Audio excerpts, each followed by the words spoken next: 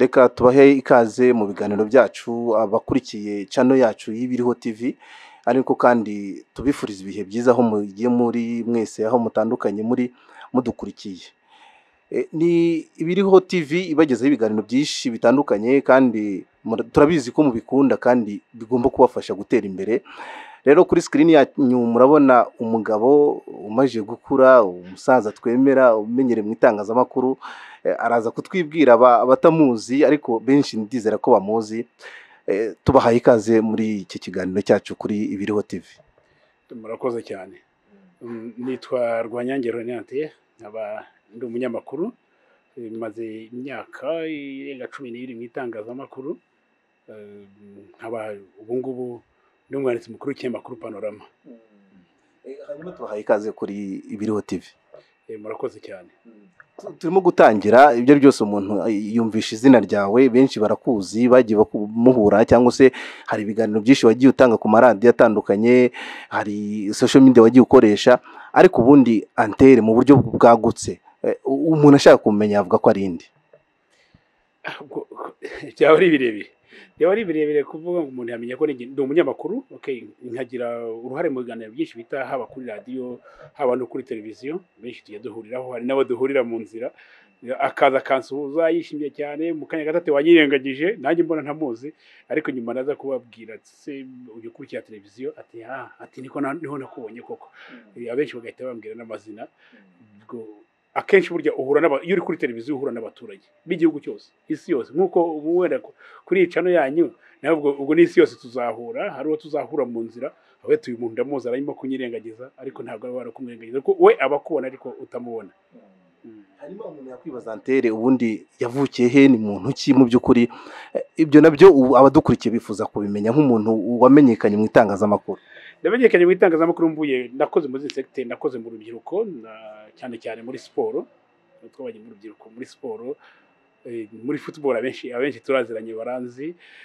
Hanyuma njya kuba umurezi yigisha mu mashuri yisumbuye, ariko na siporo nyikomeza muyonza mu itangazamakuru. Ngeze mu itangazamakuru muri siporo nayigumyemo, sinashyize ku ruhande, ariko by'umwihariko kuba ndi umunyamuryango w'ishyirahamwe ry'abanyamakuru ba siporo, siporo ayikurikirana by'umwihariko, ariko na focus kuri siporo y'amagare kuko dufite ikipe y'umukino w'amagare yitwa Tumaze Cycling Generation, ndi umunyamabanga mukuru wayo.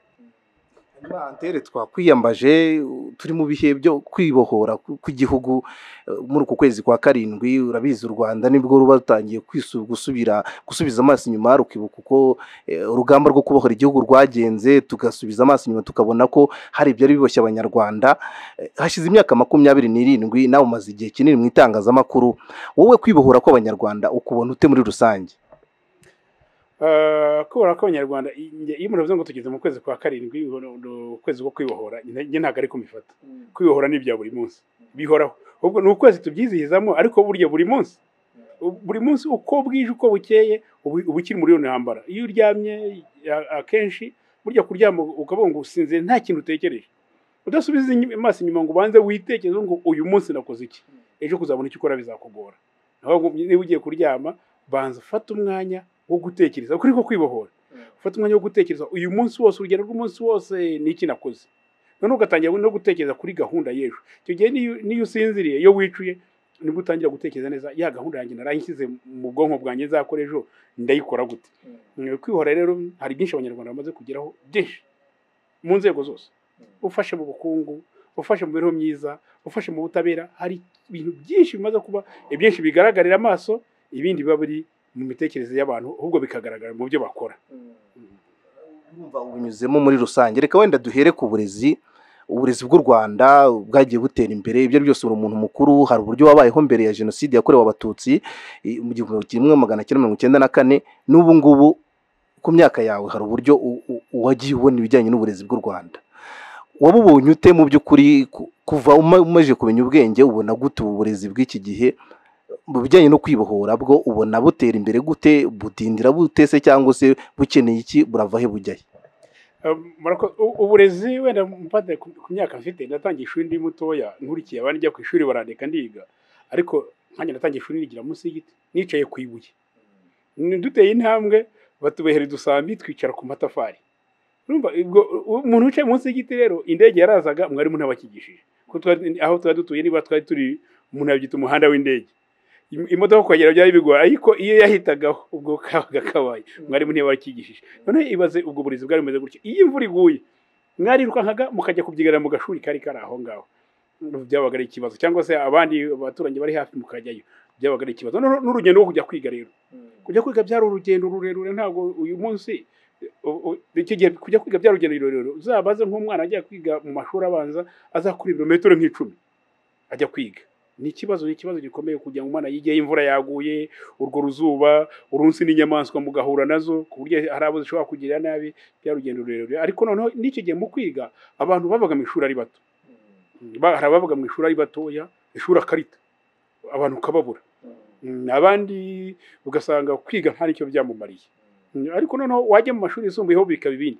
ugasafata rwa rugendo rwo kuzagenda wenda ugize amahirwe baragutoranyije gutoranya wagira ingwano ugasanga nka komine yose nta munyeshuri wavuyemo ujya mu mashuri yisumbuye biraho ababyeyi batangiye gushinga amashuri yigenga abenshi tujya mu mashuri yigenga kubera ko ababyeyi bavuze ati igihe kirageze ko natwe tuyitekerezaho azamuka ariko nabwo ntiyibwaga na benshi uyu munsi rero nyuma ya 1994 nkaho narindi nabwo icyo kibazo cyari gihari cy'amashuri aho usanga abana babyigana mu mashuri abantu bari benshi igice twari dutuyemo mu Mutara usanga amashuri ari makeya ariko mu myaka 27 ikintu ubona ikintu gikomeye cyane ni ibikorwa remezo bijyanye n'amashuri ibikorwa remezo bijyanye n'amashuri aho nibura ugenda ukagera mu murenge harimo amashuri 2-3 ubundi nta shuri wabonagamo abantu baravuga mu murenge imwe bakajya kwiga mu wundi ugasanga mu kagari kamwe bijyanye amashuri arahari nk'ubwo hari aho nageze usanga mu murenge umwe harimo ibigo by'amashuri nka 6 ari mu murenge umwe nubwo iyi ni intambwe yateye birajyana ubwenge bw'abaturage abantu baregereye cyane bikeneye n'amashuri ariko nibura buguti ishuri nabonye mu mujyi wa Kigali nasanze ryubatse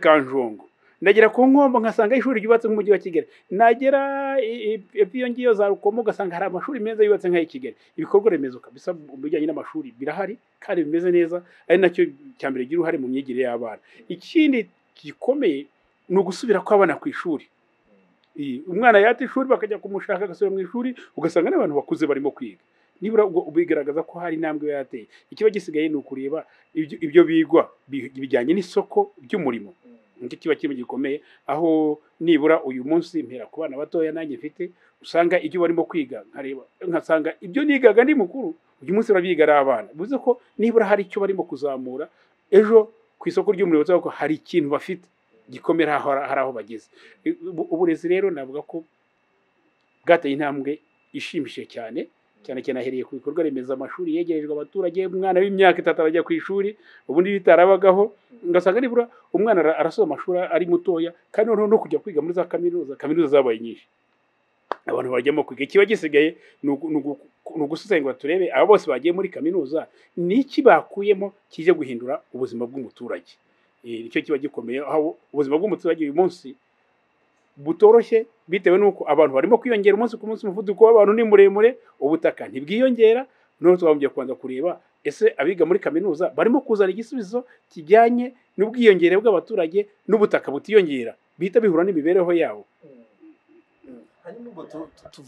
turi kuri iyo ngingo y'uburezi wenda tugaruke ku ireme ryabwo ku bijyanye n'imyigishirize hari ibyo uvuze utabana hari ibyo bigaga wowe wigaga nawe ukabona urabihuza ukabona biri ku isoko ry'umurimo ireme ry'uburezi ry'ubu ngubu byo ubibona gute mu mashuri mu mashuri ikintu kirimo gikomeye uyu munsi ndagira ku buryo abana biga ni byiza ko abana biga ariko nibura bakagira ururimi bametiriza ururimi bumva neza niba bize mu Kinyarwanda niba kijyemo bakimenye amasomo yandi bazayige bageze muri kaminuza ariko iyo ikirimo gikomeye nahera nko ku mwana ku bana banjye uyu munsi barakoresha nibura bazi kuvuga indimi 3 biga amashuri abanza uramubaza mu Cyongereza akagusubiza wamubaza mu Gifaransa akagusubiza mu Kinyarwanda ho ni ibisanzwe ubwo niryo mugani mwene samusuri ni ibisanzwe ubwo rero wenda n'amahirwe afite yo kwiga mu mashuri meza ariko muri ya mashuri yegereye abaturage abana bagombye kwiga mu rurimi bumva rutuma n'ibyo yiga ejo zabibyaza umusaruro kuko uragiramo ugasanga mwarimu barize bize kaminuza ariko no ugasanga n'uburyo bizemo nabo ntabwo urimo kubaha amahirwe yo kugira ngo babyaze umusaruro wa mwana. Ikimo gikomeye rero uyu munsi igikomeye mwari murimo kwiga muri kaminuza agiye kwigisha abana niyige ubumenyi ngiro agiye guha abana kugira ngo bwa bumenyi ngiro aribwo umwana azazamukana ari nabwo buzamuha umwanya wo kubaho mu minsi iri imbere. Ikindi kintu kimwe gikomeye hari amashuri yubatse ngo amashuri y'imyuga. Ariya mashuri y'imyuga ni ikintu gikomeye cyane kigiye gufasha abaturage guhindura imibereho yabo, kigiye gufasha abana barimo kwiga kuza kugira uruhare muri sosiyete kugira ngo bayifashe guhindura imibereho. Kuko hari igitabo nasomye ndeba nyuma y'intambara ya kabiri y'isi Ubuyapani bwari bumaze gusenyuka. Icyo bwakoze ni iki? Ntabwo bwajyanye abana muri ya mashuri yo kugira ngo baze kwiga bazicare mu biro. Bafashe abana bake cyane, umubare muto cyane, ari bajyana mu mashuri yo tuzabonamo abantu bazaza kuba abayobozi. N'iki urubyiruko rwinshi barujyana muri tekiniki. Abantu bajya niho bakwiye gukora izi modoka zakwira isi yose, niho tekinoloji niho yazamukiye. Urubyiruko rujye kwiga ikoranabuhanga. Uburezi rero bw'uyu munsi ni bushingire ku bumenyi ngiro, bushingiye ku ikoranabuhanga, nibyo buzatanga igisubizo cy'umuvuduko isi yacu ifite.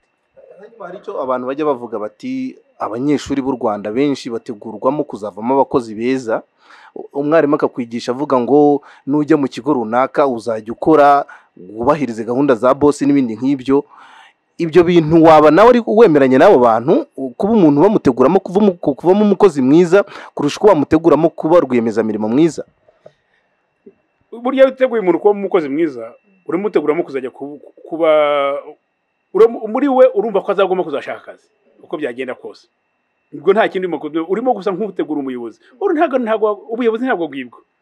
Ubuyobozi buba mu umuntu aba bwifitemo, bakabona ya mpano arifite bakamubyaza umusaruro.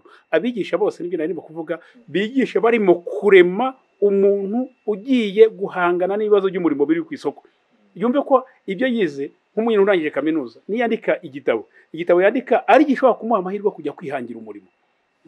Abantu bige atuma ko agiye gushaka akazi. Oya, yigiye abongo niki ngiye kumara ya societe, niki ngiye guhindura ku isoko ry'umurimo, niki ngiye guhangana nacyo. Noneho leta nayo icyo yakora niki niyo gufasha aba bantu bwa bushobozi bazanye kububyaza umusaruro. Guhanga urubyiruko ngo twe nta bushobozi nta gishoro dufite, igishoro cya mbere bagifite ibyo biga nibaza kububyaza umusaruro. Ibyo arimo kwiga uyu munsi ni igishoro cyabo cya mbere. Abigisha bitegura umuntu kujya kwicara mu biro, nibategura umuntu kuza gukora. Bimutegura ngo azaba umuyobozi mwiza? Oya, ahubwo nibamutegure azaba umuntu uje gutanga igisubizo ku bibazo biri hanze ahangaha. Na uburezi tuvuzeho umwanya munini, nubwo wenda biba ari na byinshi tutabivuga ngo tubirangize. Twavugaga ku bijyanye no kwibohora k'ubwo burezi tubihuza n'itariki cyangwa se no ku kwezi ko kwibohora mu Rwanda. Hanyuma tujye ku ngingo y'ubuzima. Ku bijyanye n'ubuzima, Abanyarwanda bagiye bajya kwivuza ku mavuriro atandukanye. Hari ibikorwa byinshi bikorwa remezo byagiye bibaho mu Rwanda.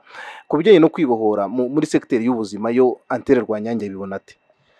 Buriya rero mu kwibohora hari ibintu bibiri byagize ku ntera ishimishije cyane. Buriya ni ibintu ibi: uburezi, ubuzima. Bari abantu kabisa iyo sekiteri zirakoze zariyubatse cyane. Uburezi twavuzeho. Tugarutse rero ku buzima, urwego rw'ubuzima rwariyubatse. Nge ntekereza mbere ya jenoside kuva iwacu tujya kwa muganga twakoresha kilometero nka 30 kugira ngo uzagere kwa muganga, kandi nabwo no gushyira mu ngobyi isanzwe kujya mu mujishi bakaguheka. Ibaze ubwo nari nsanzwe nzi ko umugabo bita Magendo yari afite intebe ikomeye cyane. Utagiye kwa Magendo byari ibyatsi by'ibihuru, umuntu agakomereka bagahita bahira ibyatsi by'ibihuru bakaza bagashyiraho bakamwomora Kinyarwanda akaguruka. Akarwara malaria bagashaka ibyatsi by'ivumavuma bakamuha n'urwagwa rushyushye akaguruka. Byari kwirwanaho, byari kubaho bimeze nk'ibya kinyamaswa. Ariko uyu munsi yurebye ahantu ugera ku kagari ugasanga ivuriro, umuturage agatera intambwe 20 akoze urugendo rurerure ajya kwivuza yakora kilometero 1. Ni ikintu gikomeye cyane kuba umuturage wo mu cyaro atagiye ikibazo cyo kujya kwivuza kimwe no mu mujyi. Ni intambwe yateye ikomeye cyane. Ikindi kiburiya ikintu cyafashije abantu mu buzima rero ni ibintu bibiri nakubwo biraba bitatu: kwegeza abaturage amavuriro, ibikorwa remezo by'ubuvuzi, ariko kubaha umuntu bita umujyanama w'ubuzima. Abajyanama b'ubuzima bakoze akazi gakomeye cyane mu koroshya ubuzima, mu kujyana imibereho y'abaturage. ikindi kintu kirimo gikomeye ni icy'uko hashyizweho mituweli de sante yafashije abantu kwivuza ugera mu gitoya yavuga ati sinkirembera mu rugo kubera iki kuko mfite mituweli njya kwivuza imituweli yafashe abantu benshi cyane ariko no kuba hari amavuriro yegejwe abaturage ibikorwa remezo by'ubuvuzi byaragejwe abaturage kuba bafite abajyanama b'ubuzima kuba bafite abaganga hafi kuba bafite mituweli ni intambwe ikomeye cyane idasubira inyuma idasubirwaho yaba no mu zindi nzego byashobokaga tukagira abajyanama b'ubuhinzi tukagira abajyanama b'ubworozi n'ivuriro ry'ubworozi riri hafi y'ivuriro risanzwe rivura abantu n'ubworozi bwazamuka n'ubuhinzi bwazamuka bagiye gukopera muri minisiteri y'ubuzima uburyo bakoresheje bakabijyana mu buhinzi n'ubworozi byose byazamuka no byatera imbere. Birumvikana abantu bagiye batera imbere mu bijyanye no kwivuza n'imyumvire y'abaturage. Iyo wabonye ubona hari ukuntu yaba yarazamutse ku bijyanye no kugana ibigo nderabuzima cyangwa se cyane ko byanabegereye ugereranyije n'uko bajyaga bajya kwivuza kwa magendu wahoze uvuga, imyumvire y'abaturage yo wayibonye ute? Imyumvire y'abaturage yarahindutse cyane kuko ujya kwa muganga umuturage araniha umutwe aho kanya akajya ku mujyanama w'ubuzima ndebera umuriro ukomeza bakabamuhaye akanini yabona byanze akajya kuri kwivuriro ry'ibanze riri hafi aho ngaho. Bisaba bivuga ko n'abaturage ubwabo imyumvire yarahindutse kuko nta magenduzi kibaho, magenduzi aracitse. Ntabwo umuntu ndibuka agaterime kiza ko harumashana barumashana ntibakibaho. Ibyo byaracitse rwose ku buryo uyu munsi umuturage azi ko iyo arwaye yanishye umutwe ahita anyarukira kuri poste de santé hafi agita yivuza. Birabikomeye cyane, byagamije n'imfu z'abana, byagabanyije ababyeyi babyarira mu rugo bose babyarira kwa muganga, imfu z'abana zaragabanyutse. Ni ikintu abantu bakwiye kwishimira bitandukanye na mbere. Mbere umuntu yagiraga ikibazo akabagiye kwa magendu, umubyeyi kubyara ubwo bikaba kwirwanaho. Byatumaga hari ababyeyi benshi bapfa babyara, bituma hari abana bapfa bavuka. Ibyo byose byaragabanyutse, byarakize. Hanyuma uru rugamba rwo kwibohora rwatugije kuri ibyo byose, ubona nkawe nka Ntere Rwanyange rwari rukenewe? Uvuga ko rutari rukenewe ubwo afite ikindi atekereza, kuko ubuzima nabubayemo. Iyo urebye ubuzima bwabagaho, ibintu byose ugombye kubitekererezwa, abantu babuzwa uburenganzira bareba ikiremwa muntu gisa nkaho nta gaciro gifite, ugasanga abantu turicaye tubaho mu matsinda bavuga uti hari hakeneye ko hagombye kubaho impinduka.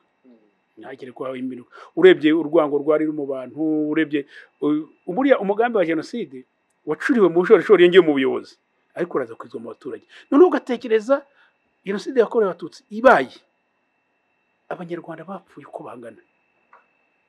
Urugamba rwo kwibohoza iyo tutaza kubaho nibura jenoside ngo ihagarare, u Rwanda rushobora kuba rwari busibangane ku ikarita, kuko abishe abatutsi bari kugaruka hagati yabo bakica nabo ubwabo, bari mu gupfa bari gupfa imitungo yabo hagati yabo.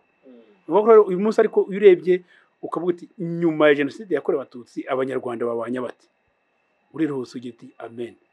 Ko uyu munsi mu ishuri abana biga nta kibazo, nta burebure uwo kwande uwo kwa runaka, ibi n'ibi muhurira mu nzira, muhurira muri bisi, ibikorwa byose mubisangira. Uravuga uti harakabaho ubwo Imana yatumye hari abatekereza ku rugamba rwo kwibohora. Uyu munsi u Rwanda rukaba rufite ijambo ku rwego mpuzamahanga. Imiyoborere nka Ntere Rwanyange umaze igihe kinini mu itangazamakuru, uyibona ute ugereranyije n'uko wayibonaga mbere? Ubona kwibohora kwayo ko kumeze gute? Ikize kure cyane.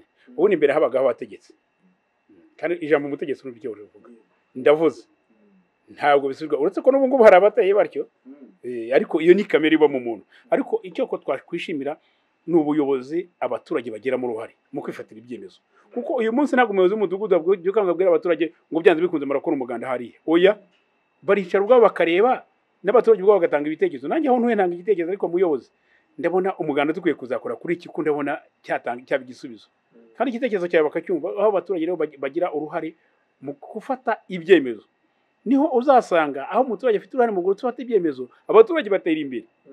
Aho umuturage azafatira ibyemezo ntaho bava. Impamvu ni iyi: iyo umuturage umuzaniye ibintu ukamutura hejuru, abikora agononwa no kubishyira mu bikorwa, asanga ibyinshi byaradindiye kuko ntabwo ari ibyabo, ariko ibyabo bitekereje ubwabo barabikora. Hari ahantu henshi abaturage usanga barakoze imihanda mu mujyi wa Kigali, usanga abaturage bikora mu mfuga bakora imihanda ya kaburimbo. ibyo ni ibyabo kuko barabona ko imihanda bayikeneye, leta ikaza ibunganira, reka tubahe amashanyarazi, reka wenda tubafashe niba mwakoze bikushe, reka tubameneho kaburimbo w'umuhanda mwiza, ugasanga bikoreye amavomo, urajya mu byaro ugasanga abaturage bikoreye imihanda y'imigenderano. Ibyo byose rero mu kubikora ni uko bafite ubuyobozi bwiza, bafite uruhare mu gutekereza ibibakorerwa, ariko yuje ukabikubita hariya mukora ibi, abaturage bari ahangaha bari hanze ahangaha barakureba bakakwihurira, ugasanga ibikorwa byaradindiye, niba udasanga hari uturere twasigaye inyuma, utwo turere dusigara inyuma ntabwo baha umwanya wa muturage. Iyo tugere mu nzego z'ubuyobozi ni byiza, ubuyobozi bwegerejwe abaturage, biramanuka bigera ku mudugudu, bigera ku gari, bigera ku mirenge ndetse n'uturere. Igisigaye ni iki? Ni ukumanura za serivisi nazo, ubwo ubuyobozi bwamanutse nimumanuke serivisi nyinshi zijye ku kagari aho umuturage atuye, akagari gahabwa ubushobozi, serivisi nyinshi umuturage azibone, ajye ku kagari asubire gukora imirimo ye kujya gutonda umurongo ku karere, ye kujya ahandi bimuvuna, kuko akagari karamwegera. Ibi na ngombwa n'umudugudu wawongera ubushobozi, umuturage serivisi akeneye azibone mu mudugudu. Turacyari mu kuganira ku bijyanye n'umujyo wo kwibohora, nibyo turimo kugira ngo dufashe abanyarwanda kwiteza imbere, ari nawo musanzu w'iyicano yacu, kugira ngo tuba twatumiye nkawe Rwanyange, kubera yuko umaze igihe mu itangazamakuru ngo dufashe ubusesenguzi bwawe buba bukenewe. Ariko tugeze ku ngingo ngira ngo ikomereye y'abanyarwanda muri rusange bakunze kwisangamo, y'ubuhinzi n'ubworozi.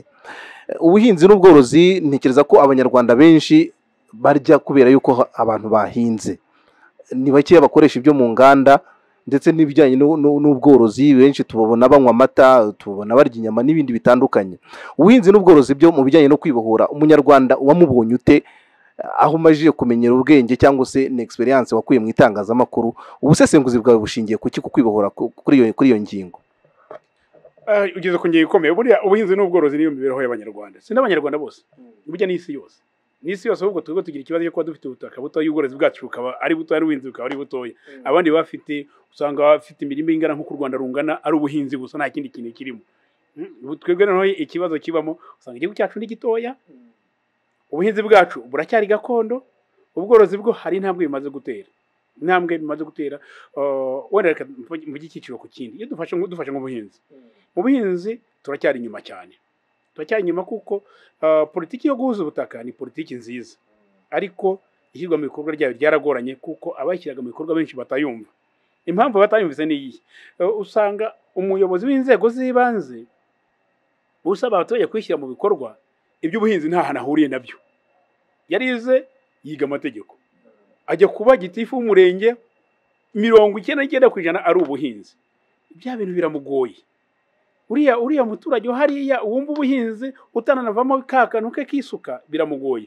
Ibi asaba ko rero politiki y'umutaka ni nziza yashyizweho, gusa ko uyu munsi haracyakeneye izindi mbaraga, hakeneye kongeramo abantu bayumva, kugira ngo bayumvishe n'umuturage baheke ibyiza byayo.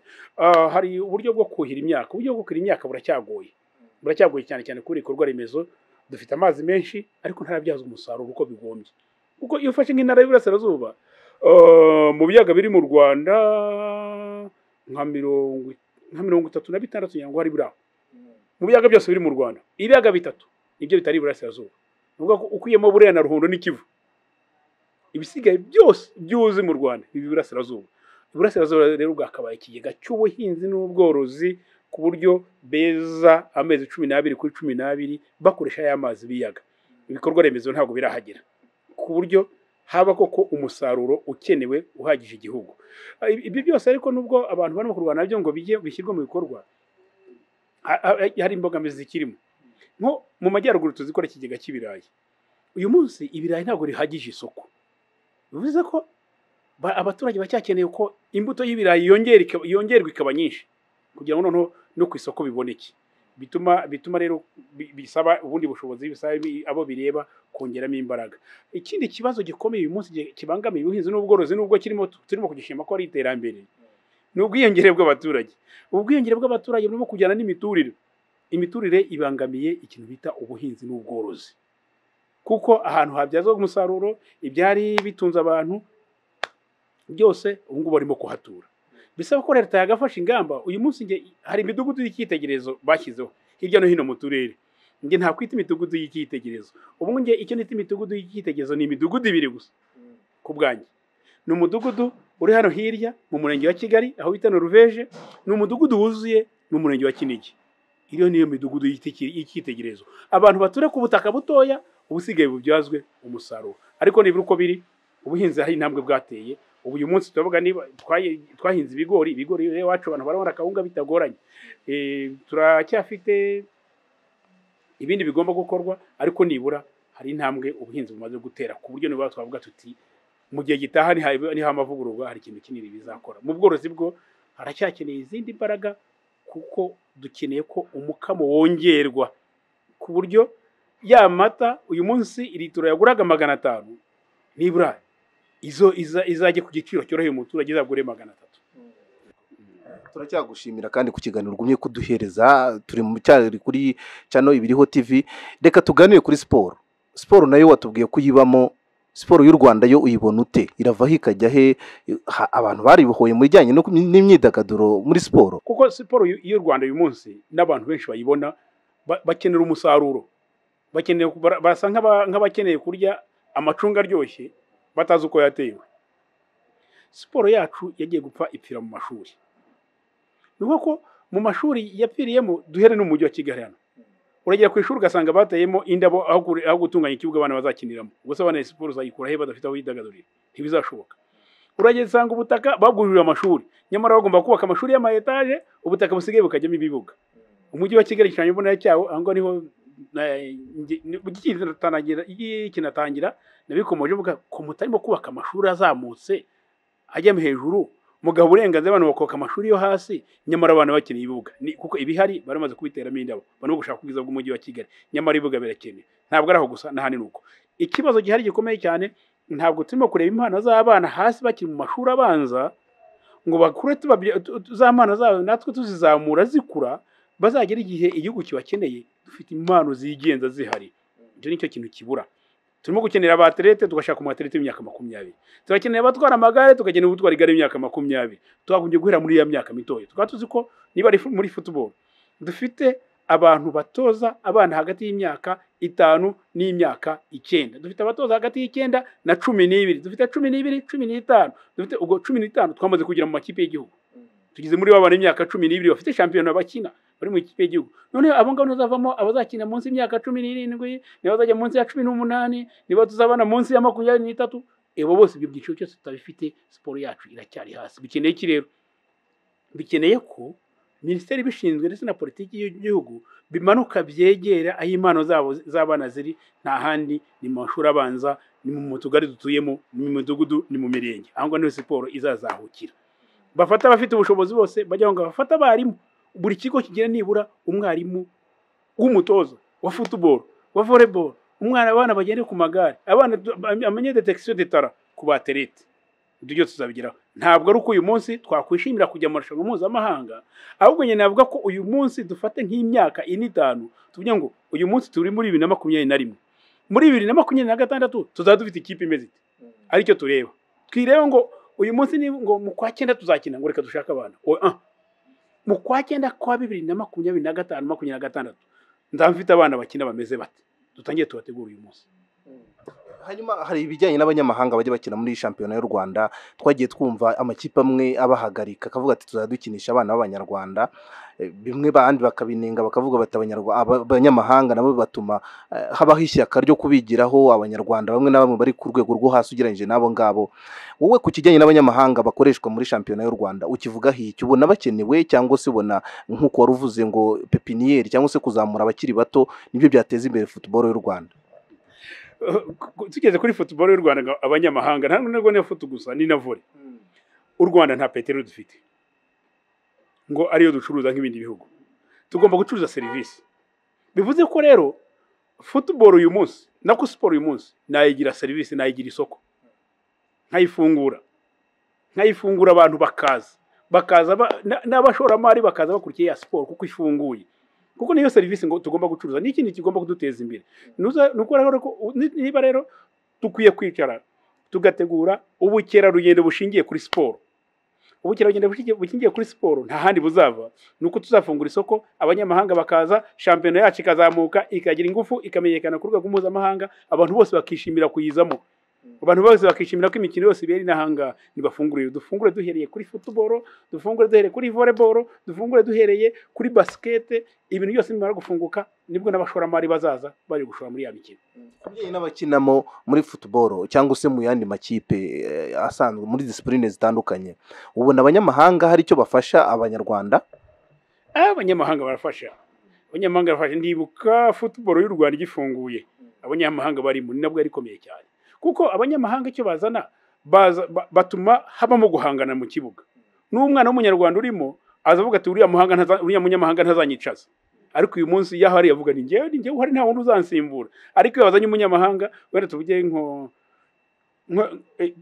nka Rayon Sport reka rero duheraho yifitemo abanyamahanga bakomeye abana barimo barwanisha ryo kugira ngo bicaze abanyamahanga iyo badahari rero football yacu ubundi yakomeza ikaguma hahandi nibayifungure ifunguke abana bacu nabo babone competition bahanganire no kwima imyanya abanyamahanga bidafunguye bazakomeza bagumaho bari harimo amavubi yacu yo uyabona gute ubona yari boho ugereranije n'amavubi ya mbere wabonaga erega amavubi yari bohoye ko nibura barakina hari aho tugeze bafatira igihe twari twagiye muri cyane tukajya mu myanya myiza ariko nabo amavubi ntazabaho karabu zidakomeye icyo ngiye nshingiraho mu gihe dufite karabu zikomeye zirimo abakinnyi bakomeye ikipe y'amavubi tuzayibona ariko naho dufite champion iri ku rwego rwo hasi yacu nyine n'amavubi bazajya ku rwego rwo hasi bisaba ko tuzamura champion tuzamura abakinnyi b'abahanga nta handi bazaba turebe imyaka 4-5 nge nahamya ko dufashe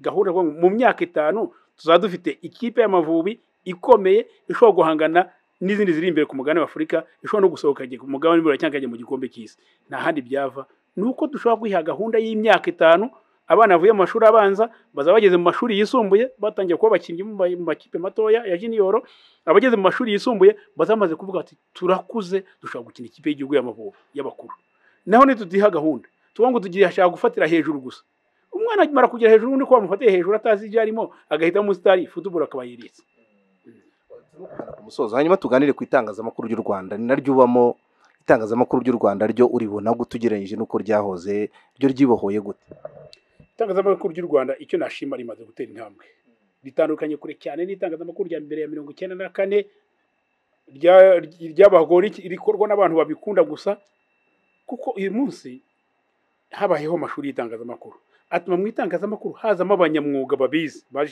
baje gukora ikibazo gisigayemo gusa gikomeye ni cyuko nyuma yaho bafunguye buri wese yumva yakora itangazamakuru biba nk'ubuhungiro biba umuntu wumva wananiwe ibindi ngo nabo umunyamakuru umunyamakuru ntabwo ari umuntu wananiwe ibindi ahubwo abanyamakuru agombye kuza kubamo harimo abantu b'abahanga wumva ko aho wamujyana hose inshingano wamuha yazishobora ntabwo byagombye kuba ubuhungiro bw'abananiwe ibindi ariko nibura hari intambwe yateye hari amashuri y'itangazamakuru hari za politiko ubushake bwa leta bwo gushyiraho amategeko agenga itangazamakuru bugashyiraho izo mbibi ikibazo kirimo gikomeye ni ukwibaka ku rwego rw'ubukungu nta shoramari rirakomera mu itangazamakuru ariko nibura ku bijyanye n'umwuga amahame y'umwuga ku bantu bari itangazamakuru kuba baryiga kuba barikora nibura hari aho bageze bamaze gutera intambwe ku buryo dufite abanyamakuru ariko itangazamakuru mpuzamahanga kandi bigiye mu Rwanda bivuze ko itangazamakuru harugeze kuba umuntu ufite igitangazamakuru mpuzamahanga akeneye umunyamakuru ntazane ati ndashaka umunyarwanda icyo ni ikintu gikomeye cyane